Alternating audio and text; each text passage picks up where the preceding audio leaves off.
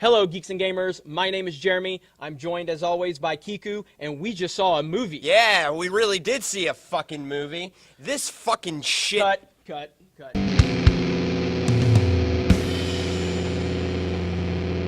Hello, Geeks and Gamers. My name is Jeremy. I'm joined here, as always, by Kiku, and we just saw a movie. And Kiku's not very happy. So we just saw The Dark Tower, starring Matthew McConaughey, Idris Elba, based on Stephen King's novels. And I went into the movie not really knowing much about the source material. Kiku knows a lot about the source material. I think he's a little unhappy.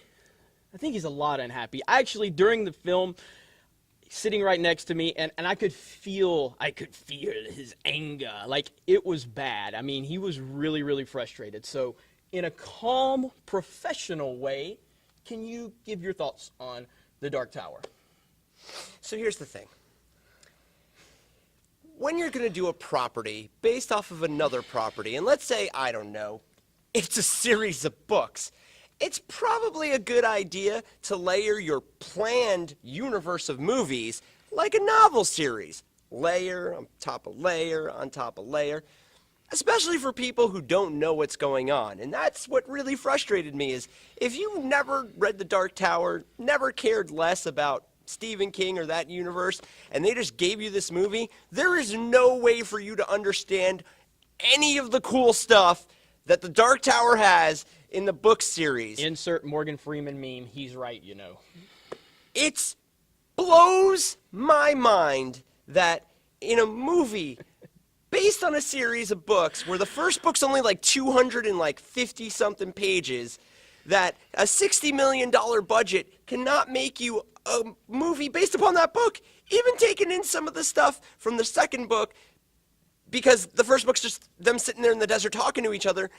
It can be done. Like, it's not impossible. So you didn't like it? Is that what we're gathering here? Oh, I'm going to give you a score right now. 2 out of 10. And the only reason I'm giving it a 2 out of 10 is because somebody did the lighting right in the movie. Well, as someone that doesn't know the source material, and as someone that had no real expectations going into this film, it wasn't a good film. It's not. But there are elements that I enjoyed going Everything in the trailer. Well, yeah, I mean, look, the trailers really ruin the really cool moments. But at the end of the day, Idris Elba has the same effect on movies that Chris Pratt has for me. If he's in the movie, he's going to make it at least watchable. And he does that in this film. And even with the odd writing and the weird, I don't want to get into details, but Idris Elba, he was really good in the movie as far as I was concerned. Matthew McConaughey, who's one of my favorite actors, who's the star of my favorite movie of all time, Interstellar. I love Matthew McConaughey. I thought that the idea behind McConaughey's character wasn't written correctly. But the idea, as someone that doesn't know the source material, I thought it was pretty good.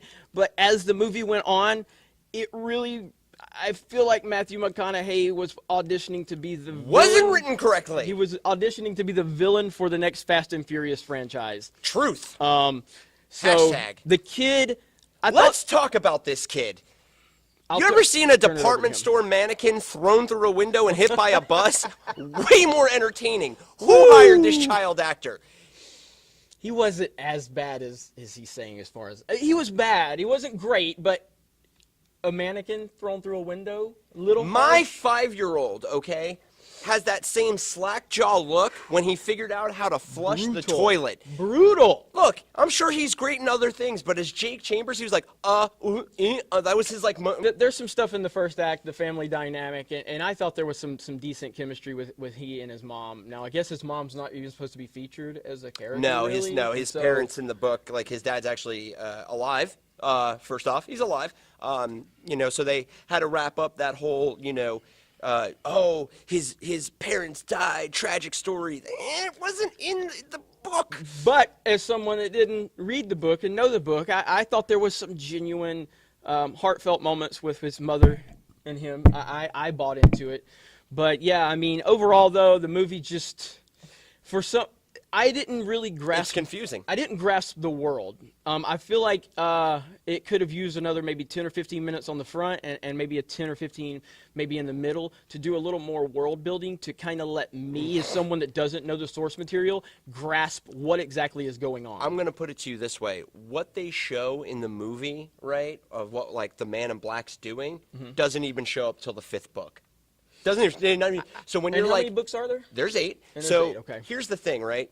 You're asking for another 15 minutes on the front and another 15 minutes on the end, and that's fair, okay? However, that's not enough time to explain what's going on in the No, the yeah, I dynamic. mean, there's a lot going on. So. And then there's child genocide that nobody addresses, and it's just like, oh, these kids are dead now. Yeah. What happened? What? And the relationship, one of the key components is the relationship between Roland and Jake, and it is the most awkward, weird uncle, might not bring me home tonight, take me out to the fair kind of movie that I have ever seen. Wrap it up. So anyway, as you can see, Kiku really didn't like the movie that much, but I found some parts that are redeemable, and I would say out of 10, I'm going to give this movie a 5.5 out of 10. I don't really recommend you going out and seeing it, but if you're a big fan of Idris Elba, you get enough out of him to make the movie enjoyable for you. Hold on, time out. Okay. Did you just score this movie higher than Valerian? What did I give Valerian, a 6? You gave Valerian a... Well, I gave Valerian a 5, but it would have gotten a 6 if Rihanna's sorry ass wasn't in it. But that automatically deducts you a point if you put Rihanna or Beyonce in a movie. So what you're saying is those two movies are similar? Yes. Did you? I'm sorry, I don't have my fanboy hat on. No. Okay. No. I'm that is sorry, I don't that is have a my ridiculous fanboy hat on. statement. Guess what? Oh Hang my on, God. calm You down. know what? Listen. Thanks for shopping at Geeks and Gamers. The 1-800 number on the bottom to buy Jeremy a new opinion. Listen, okay. I don't know how you can expect, if you know the source material and know it's 8 books and it's a movie's an hour and a half long, you need to check your expectations at the door because you're clearly not going to get 8 books worth of material. No, you're absolutely right. Okay, and I even preface this. What really frustrates me is that you people who have never read those books are denied how awesome those books are because they try to basically shoot for the moon. Imagine this. Imagine getting all of the Harry Potter novels into that one movie. Oh yeah, that would have been a disaster. And I mean, that's what I'm really upset about. Right. Look, I can go back and read the books. I want to. They're my favorite series of novels. You know what I mean? That world will always exist for me. But for you, who's probably not going to go read them, and not because you have no interest, just I know how busy you are. Right. You have been denied that experience that I have been denied. And I respect because that. people want to. And so, but Valerian. There was a world that I liked with Valerian. That's what I'm saying. I really liked it, so I scored it higher, but it was being tongue-in-cheek with the Rihanna thing, so technically it got a 6 out of 10 for me. Okay, no, I'm fine with that. No, you can keep going. But the Rihanna bit was me being really petty, like Michael Jordan's been a lot this week against LeBron James. But that's another discussion for another video. Anyway, but what he said was true. We're going to wrap this up. Have you seen The Dark Tower? Are you planning on going to see The Dark Tower? Let us know in the comments below. Check out geeksandgamers.com. Check out Geek Pulse Radio. We're putting out amazing articles. We have an amazing podcast network that we're currently building right now. This guy's the host of one of them, and he goes on similar rants on the podcast as he did in this video. So definitely check that out. And Super News. And Super News. Super News is going to be rebranded, and he's going to be hosting. So other than that, you guys have a great evening. Let us know what you think about The Dark Tower. Talk to you later.